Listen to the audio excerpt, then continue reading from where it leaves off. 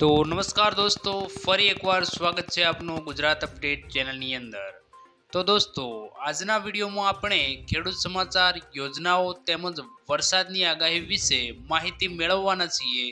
તો વિડીયોમાં બન્યા રહેજો અંત સુધી, અને વિડીયો પસંદ આવે તો વિડીયોને લાઇક કરી આપણી આ ચેનલ ગુજરાત અપડેટને સબસ્ક્રાઇબ જરૂરથી કરી લેજો। તો દોસ્તો, પહેલી ખબરની વાત કરીએ તો અંબાલાલ પટેલે કરી નવી આગાહી। હવામાન શાસ્ત્રી અંબાલાલ પટેલે રાજ્યમાં પ્રી મોન્સૂન એક્ટિવિટીની આગાહી કરી છે, જે હવે જૂનના પહેલા સપ્તાહથી જ શરૂ થઈ જશે। અંબાલાલ પટેલે કહ્યું છે કે જૂનના પહેલા સપ્તાહમાં દક્ષિણ ગુજરાતમાં વલસાડ, ડાંગ સહિતના વિસ્તારોમાં પ્રી મોન્સૂન એક્ટિવિટી હેઠળ વરસાદ થઈ શકે છે। મધ્ય ગુજરાતના ભાગોમાં વરસાદ થઈ શકે છે, જેમાં આણંદ, વડોદરા, નડિયાદ સહિતના વિસ્તારોમાં વરસાદ થઈ શકે છે, તેમજ ધંધુકા, ભાવનગર તથા દક્ષિણ સૌરાષ્ટ્રના ભાગોમાં વરસાદ આવી શકે છે। અમદાવાદ, ગાંધીનગરમાં પ્રી મોન્સૂન એક્ટિવિટીની અસર થઈ શકે છે। તો દોસ્તો, આગળના સમાચાર જોઈએ તો અલ નીનો ભારે વરસાદ। દક્ષિણ પશ્ચિમ ચોમાસું કોઈપણ સમયે કેરળમાં પહોંચવાની ધારણા છે। ભારતીય હવામાન વિભાગે તેની નવીનતમ આગાહીમાં કહ્યું છે કે સમુદ્રનું તાપમાન ઠંડુ થઈ રહ્યું છે। આ કારણે જૂન મહિનામાં અલ નીનોની સ્થિતિ ઊભી થવાની સંભાવના છે। જુલાઈમાં તે અલ નીનોની પરિવર્તિત થવાની સંભાવના છે। આ કારણે જુલાઈથી સપ્ટેમ્બર સુધી દેશના ઘણા ભાગોમાં ભારે વરસાદની સંભાવના છે। અલ નીનોના કારણે સામાન્ય કરતાં વધુ વરસાદની અપેક્ષા રાખી શકાય છે। તો મિત્રો, ત્યારબાદના સમાચાર જોઈએ તો વાવાઝોડું, આંધી, વંટોળ। હવામાન વિભાગે જણાવ્યું છે કે રેમલ વાવાઝોડાનો ભેજ અને અરબ સાગરના ભેજના કારણે 4 જૂન સુધીમાં આંધી વંટોળ સાથે પ્રી મોન્સૂન એક્ટિવિટી થવાની શક્યતા રહેશે। 8 જૂનથી અરબી સમુદ્ર અને બંગાળના ઉપસાગરમાંથી ડીપ ડિપ્રેશન બનવાની શક્યતા રહેલી છે। 8 થી 14 જૂન સુધીમાં અરબી સમુદ્રમાં વાવાઝોડું બનવાની શક્યતા છે। દક્ષિણ ગુજરાત અને સૌરાષ્ટ્રના ભાગોમાં 7 થી 14 જૂનના ચોમાસાનો વરસાદ થવાની શક્યતા રહેલી છે। તો મિત્રો, ત્યારબાદના સમાચાર જોઈએ તો ચક્રવાત રેમાલ તબાહી। ચક્રવાત રેમાલે મિઝોરમ, આસામ અને મેઘાલયમાં તબાહી મચાવી છે। આ 3 રાજ્યોમાં અત્યારમાં સુધીમાં 33 લોકોના મોત થયા છે અને ઘણા લોકો હજુ પણ લાપતા છે। ચક્રવાતને કારણે ભૂસ્ખલન, ઇમારતો ધરાશાયી થવા અને પાવર અને ઇન્ટરનેટ સેવાઓમાં વિક્ષેપ સહિત નોંધપાત્ર નુકસાન થયું છે। બંગાળમાં 9 મૃત્યુ, વીજળીના આંચકા, વૃક્ષો પડી જવા અને મકાન ધરાશાયી થવાના કારણે મોટા પાયે નુકસાન થયું છે। તો મિત્રો, ત્યારબાદના સમાચાર જોઈએ તો રેમલ વાવાઝોડાની તબાહી, 6 ના મોત। પશ્ચિમ બંગાળમાં રેમલનો કાળો કહેર વાવાઝોડાએ તબાહી મચાવી છે। દરિયાકાંઠાના વિસ્તાર સૌથી વધુ પ્રભાવિત થયા છે। અત્યાર સુધીમાં 6 લોકોએ જીવ ગુમાવ્યો છે। માહિતી મુજબ 2700 મકાનો આંશિક રીતે અને 2500ને સંપૂર્ણ નુકસાન થયું છે। અનેક વિસ્તારોમાં 2140થી વધુ વૃક્ષો ધરાશાયી અને 1700 જેટલા વીજ થાંભલા પડી ગયા છે। મૃતકોનો આંકડો વધી શકે છે। બચાવ કામગીરી ચાલુમાં છે। મુખ્યમંત્રી મમતાજીએ મૃતકો માટે દુઃખ વ્યક્ત કર્યું છે। તો મિત્રો, ત્યારબાદના સમાચાર જોઈએ તો ગરમીએ તોડ્યા તમામ રેકોર્ડ। દેશભરમાં ગરમીએ તેના રેકોર્ડ બનાવ્યા છે। આ વચ્ચે હવે દિલ્હીમાં તાપમાન 50 ડિગ્રી સુધી પહોંચ્યું છે। રાજસ્થાનમાં 25 વર્ષનો રેકોર્ડ તૂટ્યો છે। પિલાનીમાં 25 વર્ષમાં આ વખતે સૌથી વધુ તાપમાન 49 ડિગ્રી નોંધાયું છે। યુરુમાં 50.8 ડિગ્રી અને જેસલમેરના તાપમાન 50ને પાર નોંધાયું છે। અનેક જિલ્લામાં રેડ એલર્ટ જારી કરવામાં આવ્યા છે। કાશ્મીરમાં કાંજીગુડમાં ગરમીએ 43 વર્ષ અને પહેલગામમાં 22 વર્ષનો રેકોર્ડ તોડ્યો છે। તો મિત્રો, ત્યારબાદના સમાચાર જોઈએ તો ખેડૂતોના વીજ બિલ માફ।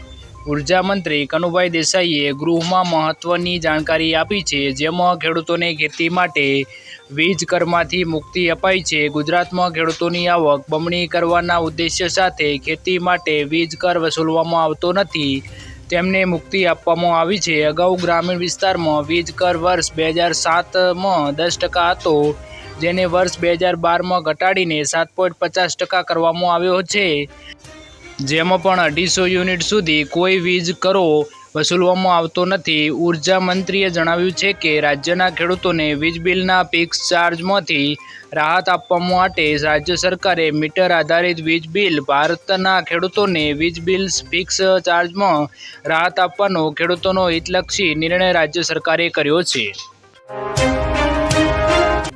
તો મિત્રો ત્યારબાદના સમાચાર જોઈએ તો જનધન ખાતામાં 10,000 રૂપિયા જમા। જે લોકોનું જનધનમાં ખાતું છે તેમના માટે એક સારા સમાચાર બહાર આવ્યા છે। આવનાર લોકસભાની ચૂંટણીના પરિણામો બાદ જનધન બેંકમાં ખાતું હોય તો પૈસા આપવામાં આવશે। તમને જણાવી દઈએ કે સરકાર દ્વારા જે લોકોનું જનધનમાં ખાતું છે તેમને ઓવરડ્રાફ્ટના રૂપમાં રૂપિયા 10,000 આપવામાં આવે છે।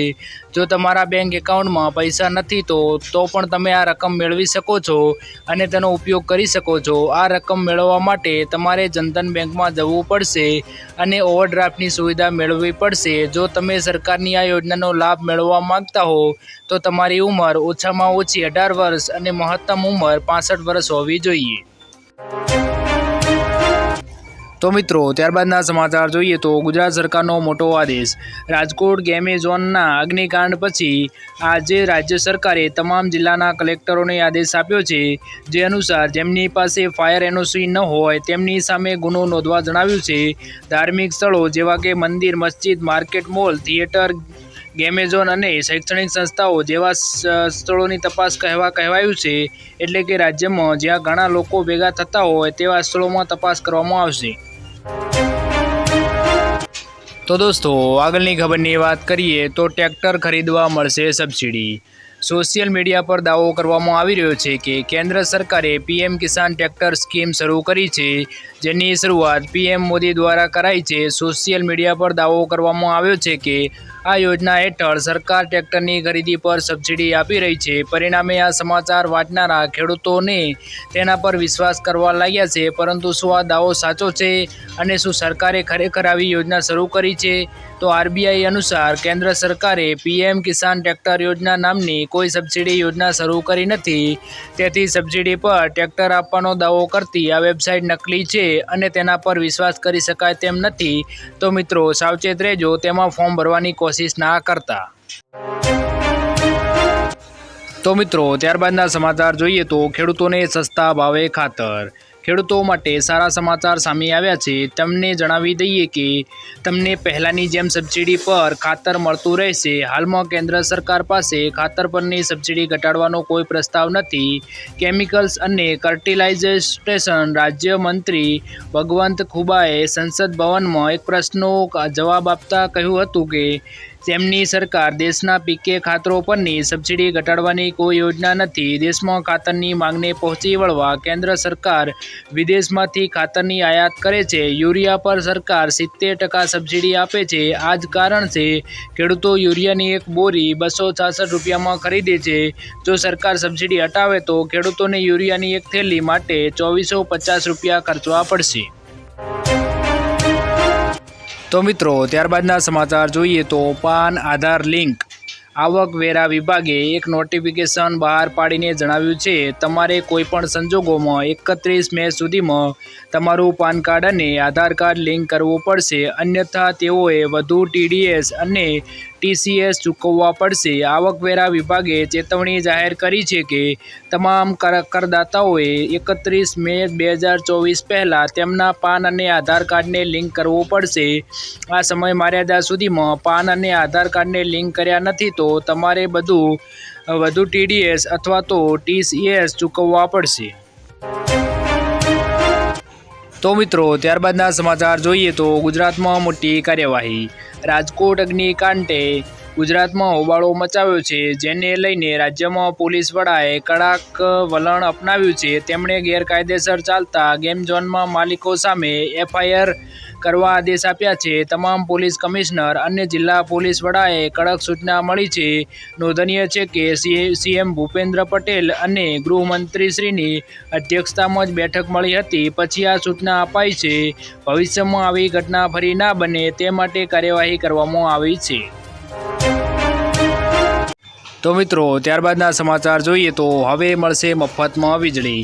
ઓડિશાના મુખ્યમંત્રી નવીન પટનાયકે સોમવારે 27 મે રાજ્યમાં મફત વીજળી આપવાની જાહેરાત કરી હતી. બીજેપીના વડા પટનાયક કેન્દ્ર પારના એક રેલીને સંબોધિત કરતા કહ્યું છે કે ઓડિશામાં જુલાઈથી કોઈએ વીજળીનું બિલ ચૂકવવું પડશે નહીં.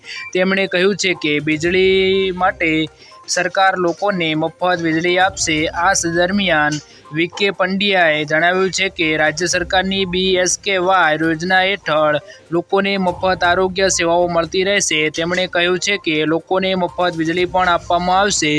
પંડિતનો દાવો કર્યો છે કે નવીન બાબુ 9 જૂને મુખ્યમંત્રી તરીકે શપથ લેશે. તો મિત્રો, ત્યારબાદના સમાચાર જોઈએ તો દર મહિને 1200 રૂપિયા પેન્શન.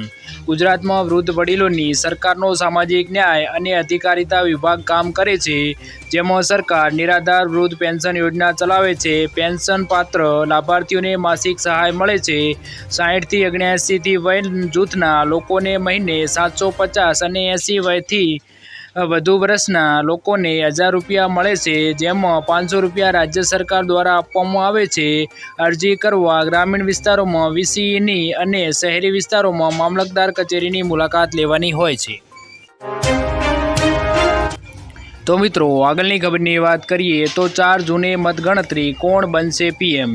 લોકસભા સામાન્ય ચૂંટણી 2024 તથા ગુજરાત વિધાનસભાની પેટા ચૂંટણીઓની મતગણતરી સંદર્ભે મુખ્ય ચૂંટણી અધિકારી શ્રીમતી P. ભારતીની અધ્યક્ષતામાં વિડીયો કોન્ફરન્સમાં માધ્યમથી બેઠક યોજાઈ હતી. આ બેઠકમાં સ્ટેટ પોલીસ નોડલ ઓફિસર અને તમામ જિલ્લા ચૂંટણી અધિકારીઓ સાથે રાજ્યના 26 મતગણતરીના કેન્દ્રો પર તારીખ 4 જૂન 2024ના રોજ યોજાનાર મતગણતરી માટેની વ્યવસ્થાઓ અંગે સમીક્ષા કરવામાં આવી હતી. 4 જૂને વહેલી સવારથી મતગણતરી શરૂ કરવામાં આવશે. સમગ્ર મતગણતરીની પ્રક્રિયા 56 કાઉન્ટિંગ ઓબ્જેક્ટર, 30 ચૂંટણી અધિકારી અને 180 મદદનીશ ચૂંટણી અધિકારી ફરજ બજાવશે. આ ઉપરાંત ECBC દ્વારા પણ ગઈકાલે મતગણતરી સંદર્ભે સમીક્ષા બેઠક યોજવામાં આવી હતી. તો દોસ્તો, આગળની ખબરની વાત કરીએ તો કોંગ્રેસની 3 મોટી ગેરંટી. તો પહેલી ગેરંટીની વાત કરીએ તો ખેડૂતો માટે, જે ખેડૂતો લડી રહ્યા છે MSP કે જે ટેકાના ભાવ માટે લડી રહ્યા છે, જેમાં સ્વામિનાથન ફોર્મ્યુલા આપવામાં આવી છે અને આ ખેડૂતો માટેની સૌથી મોટી અને મહત્ત્વની આ ફોર્મ્યુલા છે અને આ ફોર્મ્યુલા અંતર્ગત ટેકાના ભાવ નક્કી કરવામાં આવશે તેવી ગેરંટી આપવામાં આવી છે. આ બીજી ગેરંટીની વાત કરીએ તો ખેડૂતોના દેવા માફ કરવા અને દેવા માફીની રકમ નક્કી કરવા માટે એક સ્થાયી કૃષિ દેવા માફી આયોગ કમિટીની રચના કરવામાં આવશે. એટલે કે ખેડૂતોનું કેટલું દેવું માફ કરવું, કેવી રીતના માફ કરવું અને ક્યારે અને કેટલી વખત માફ કરવું એ માટેની એક ખાસ કમિટી બનાવવામાં આવશે.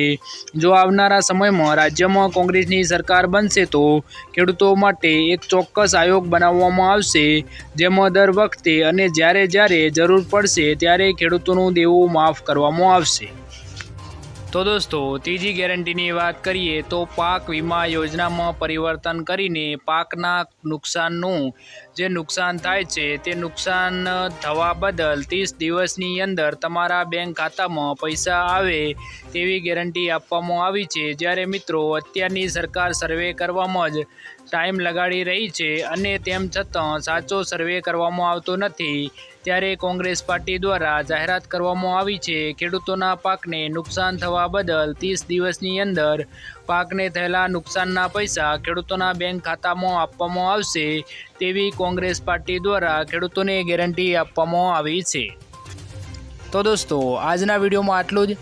જો વિડીયો પસંદ આવ્યો હોય તો વિડીયોને લાઇક કરી દેજો અને ગુજરાતના ખેડૂત સમાચાર, યોજનાઓ તેમજ દેશ અને દુનિયાના સમાચાર માટે આપણી આ ચેનલ ગુજરાત અપડેટને સબસ્ક્રાઈબ જરૂરથી કરી લેજો.